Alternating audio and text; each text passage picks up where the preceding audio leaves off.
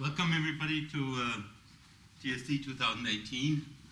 I was at the first TSD in Brno 21 or 20 years ago, and it's amazing how the changes have been in the last 20 years. You know, when I came to Brno, I was surprised that I don't even, I still had to cross the border, but when I came here in 1980, when I came to Prague the first time, I had to wait at the border for 5 hours. And it took me almost 10 hours to get from Nuremberg to Prague. So in the last 30 years, things have really changed. So when the people from Brno asked me if I wanted to continue the decision, I said, yeah, I can do it, not realizing in the moment what big shoe size I had chosen to step into. And so what I'll try to do is in a very short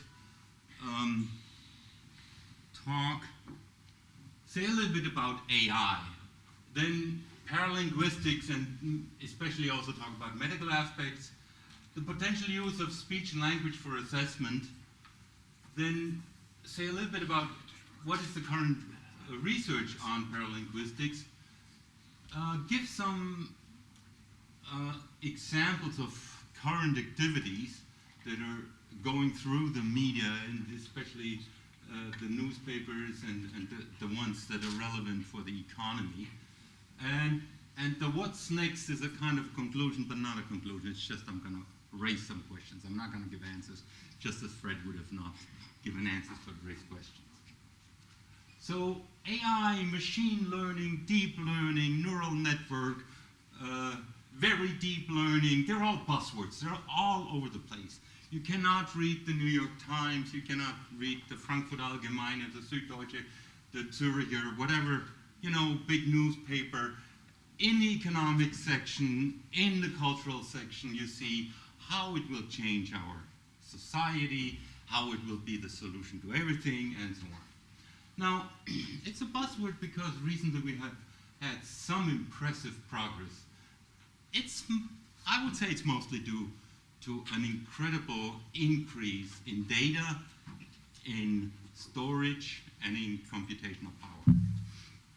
But also, of course, to some extent, algorithmic progress. But the main thing really was we had the data and we had the power to process it. And now everything seems possible. People who are not from the field, I was just 2 months ago in Vancouver, and outside of Vancouver, and in a village, somebody said, in a bar, and he said, "What are you doing?"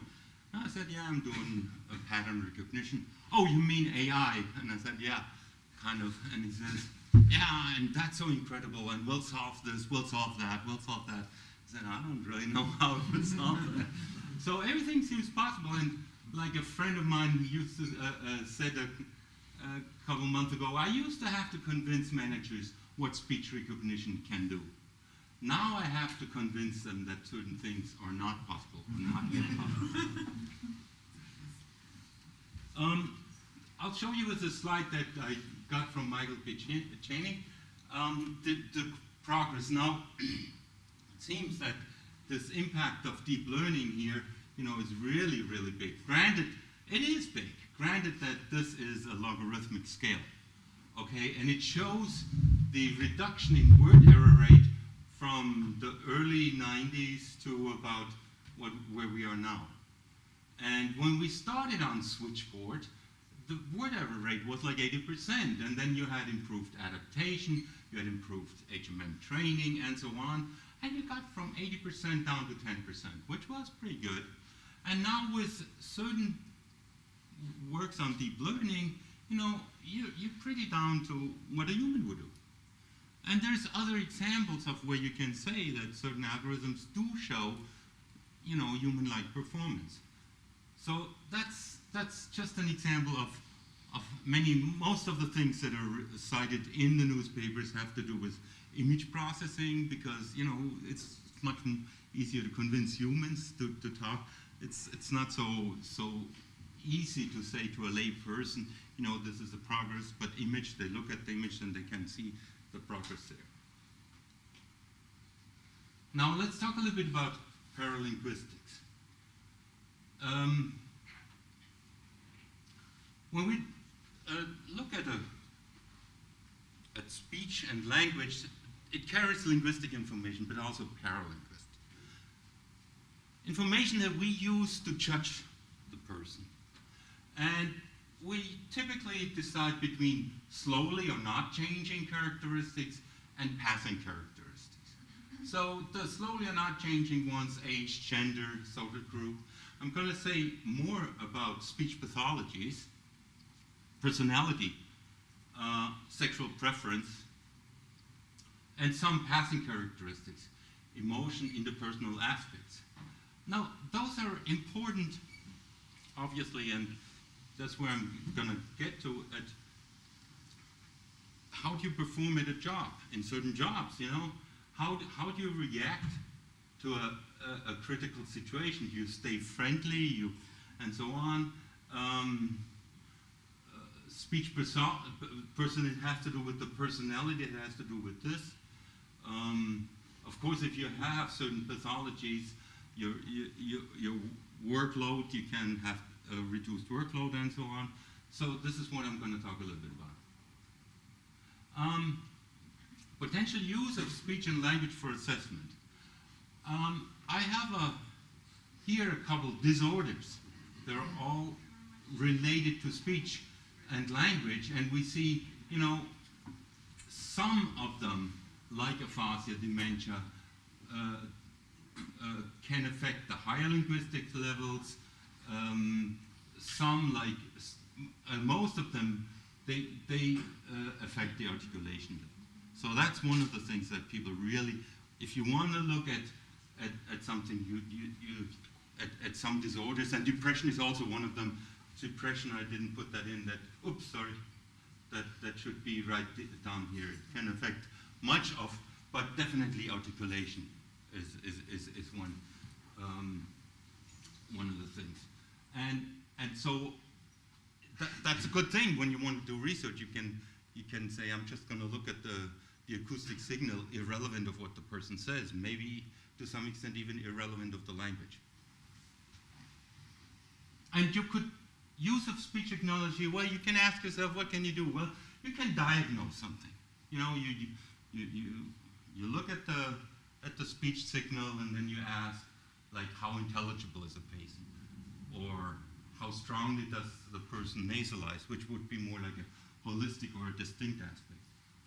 You could ask therapy control. Has the situation of a patient improved? You can compare methods if you have, you know, two competing methods, and you can say which therapy retains intelligibility or something like that. You can monitor. Has the patient's situation changed? You could do computer-assisted therapy. You have a stutterer and you say, do these and these exercises, and then you just look at it, did he do it correctly? And the thing that I'm going to look into a little bit, or I'm going to mention a little bit, is screening. Does the patient show early signs of depression? That's of interest, you know, for the person himself. You know, he comes and he says, I don't feel good and stuff, and you have an interview, and then the doctor says, well, you know, watch out, this is an early sign of depression. Look for this, try to change your life, try to do this and that. So it's a very good thing to know about these things early. Parkinson also, you know, very important, very good to know early.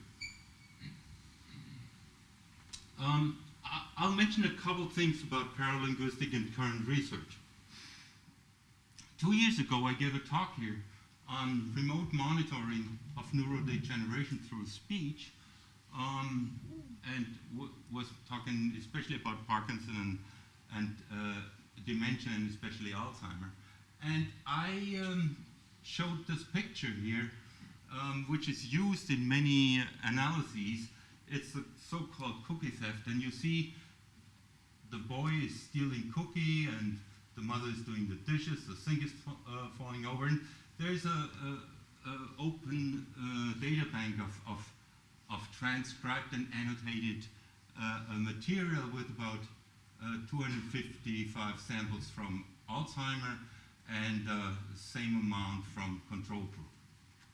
And they also have the mini-mental state exam. The mini-mental state exam kind of, it's a relatively fast test which shows you, it gives you a result between 0, basically totally incapable of acting on your own, and 30, you're totally normal.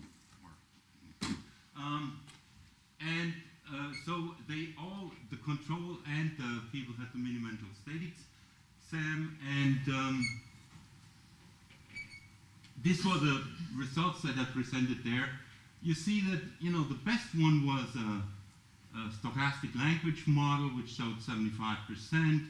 Then you had some more linguistic features. They also were in the 75%. You had some acoustic features that were a little bit higher, but lower, but still above chance.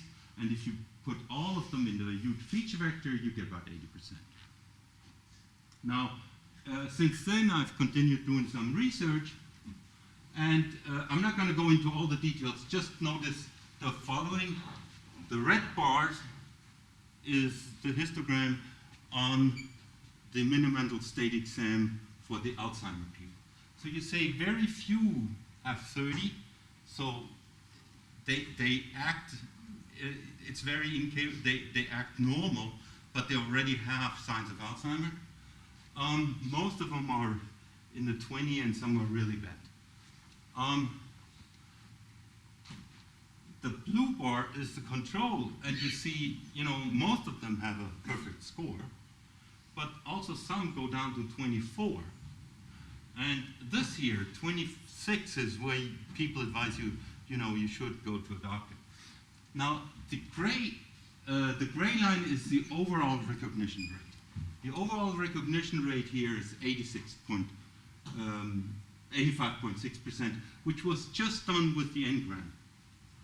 Just an improvement with a, of course, deep net or neural net language model from 75 to 85.6. The gray is the overall recognition rate depending on the mini-mental state exam.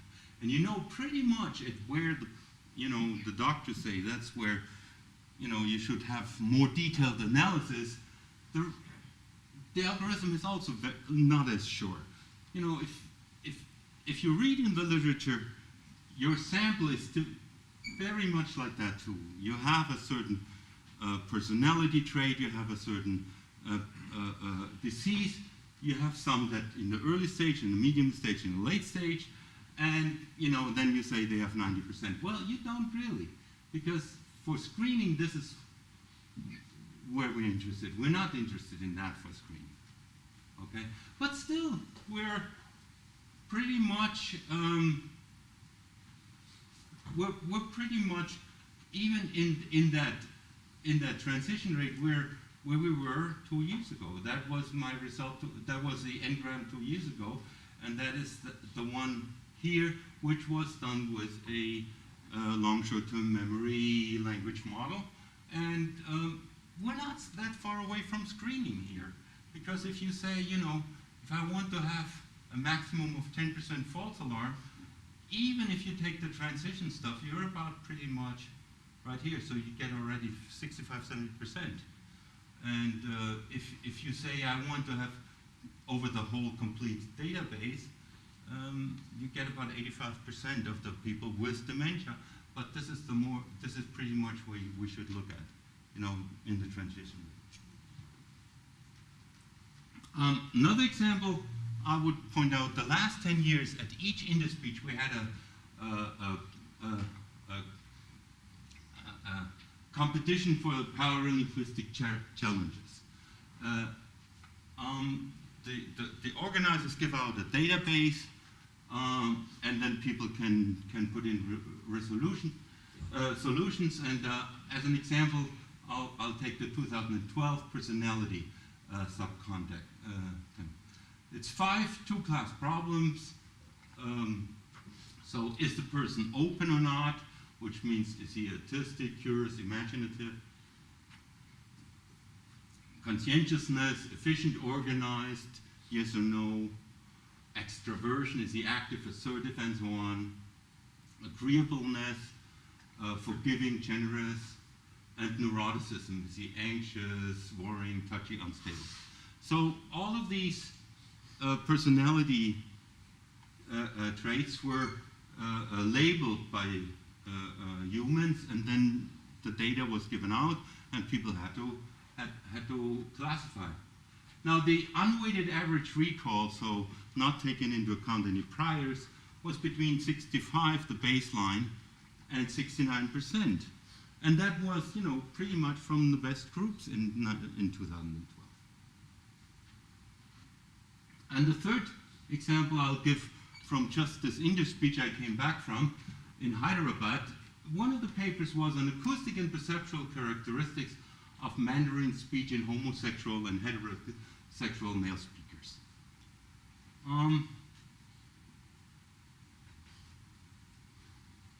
One of the results was homosexual group has lower mean F0, narrower F0 range, less steep F0 slope than heterosexual group. Now this contradicted many findings on American homosexuals. And one of the good explanations on that is the stereotype that homosexual males talk more like women, and thus they have a higher pitch and a wider pitch range. Now, unlike in the United States, homosexual males are far from being accepted in China. So they could actively counteract that. And they did, however, find differences.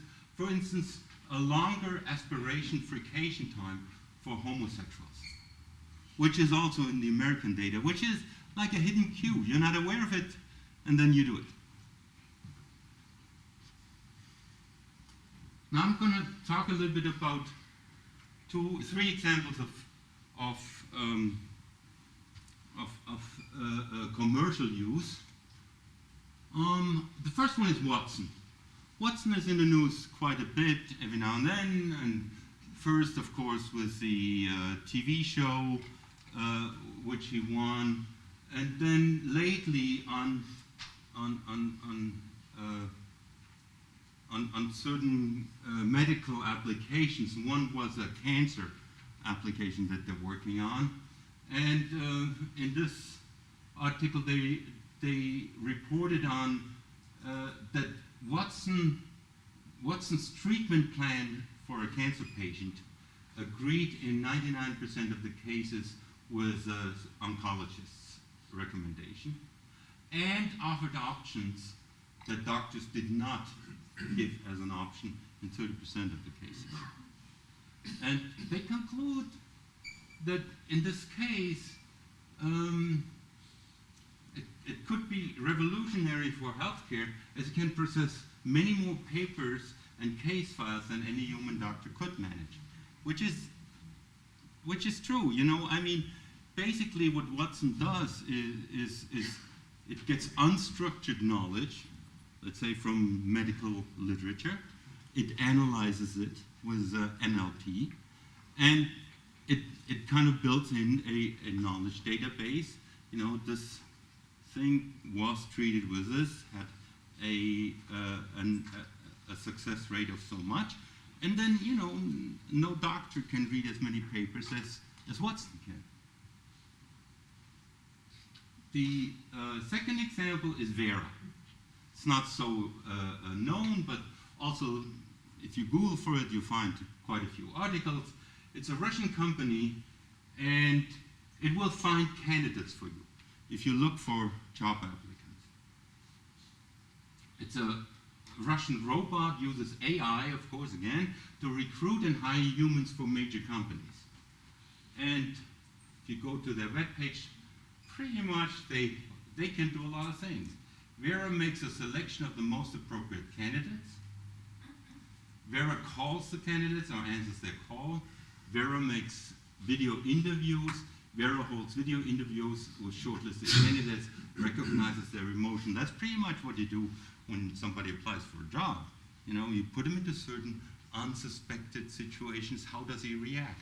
How is his interpersonal reactions? That's pretty much what you do here, and of course, it's much cheaper, and companies like IKEA and PepsiCo use it. And the third is a German startup called Presire, and again, the buzzwords are right there. Artificial intelligence, natural language processing, machine learning, neural network, psychology, speech analysis, communicative,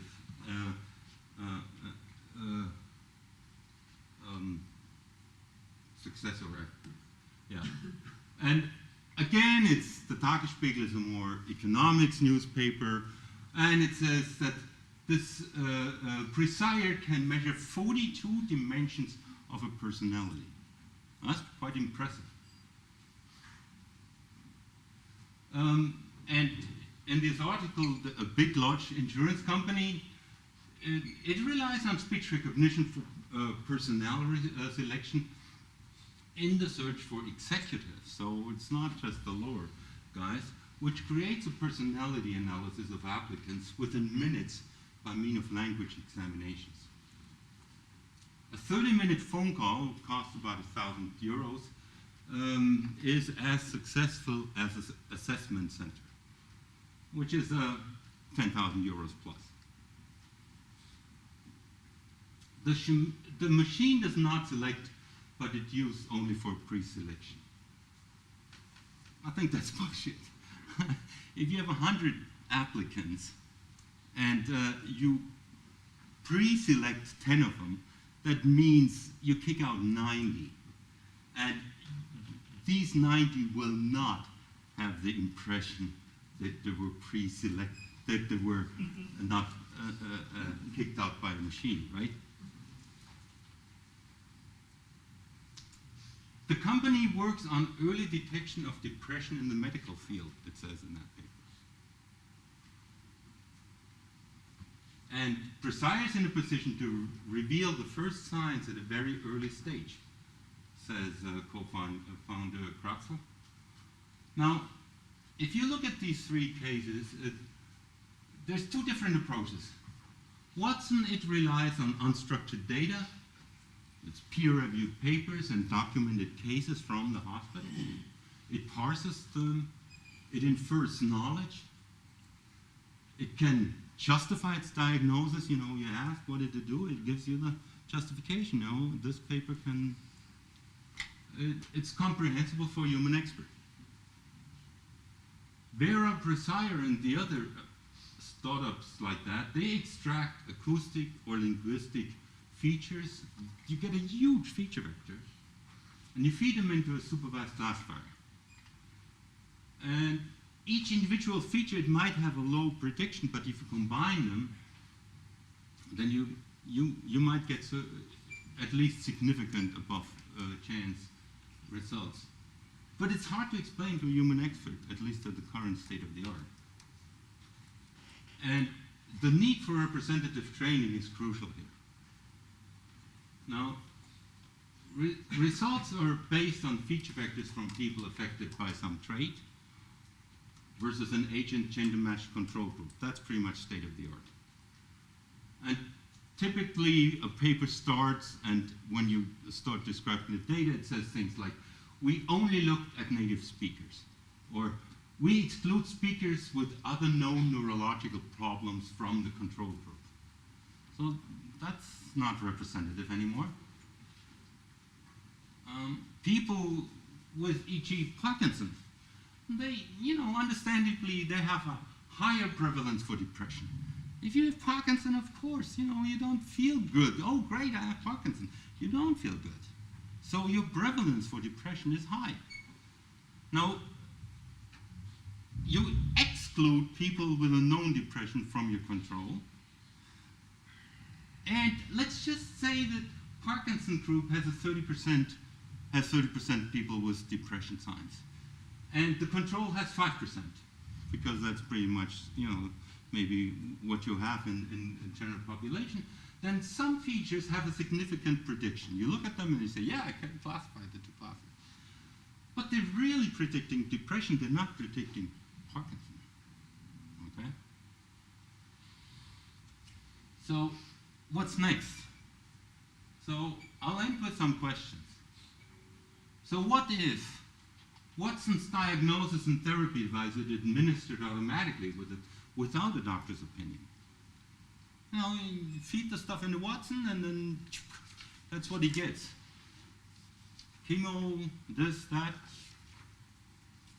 What if Apple, Google, Facebook, and a couple other companies add a screening capability for certain diseases to their fitness app and share these, which could be good, you know, you tell the guy, hey, you know, lately you have not made as many exercises, you have done this, you have done that, maybe you should see somebody, this could be related with depression or something like that. But then they take these results and share them with other users. You know? Share them with other customers, not only with the user. And at least Facebook has shown that this is possible when they go to Cambridge Analytics. What if these data are just downright stolen and sold? What if Presire adds a 43rd dimension? Will develop depression, Parkinson, whatever, with a probability of X%. If that is in a result of an analysis, and it says, with a probability of 40%, the guy will develop depression. And I'm the hiring guy, would I do this? But then again, you know, what's with the other 60%? So based on training data, and of course we do get the training data from the screening test data. Well, what if a government that persecutes homosexuals uses a 44th dimension, has signs of homosexuality? So, should we allow everything? Stop doing research on paralinguistic aspects? Not work on screening for early detection of the diseases? Outlaw automatic analysis of speaker traits and speaker states for companies and insurances? Require an explanation module for certain AI systems. Maybe even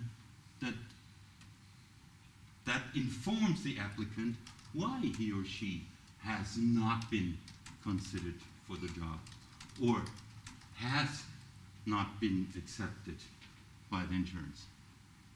Your speech shows you're going to have Parkinson in 2 years.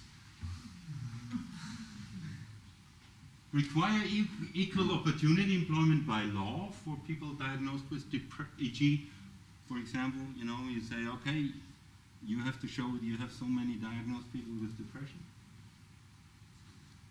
Be more concerned about our data and what we write in the social media, could be.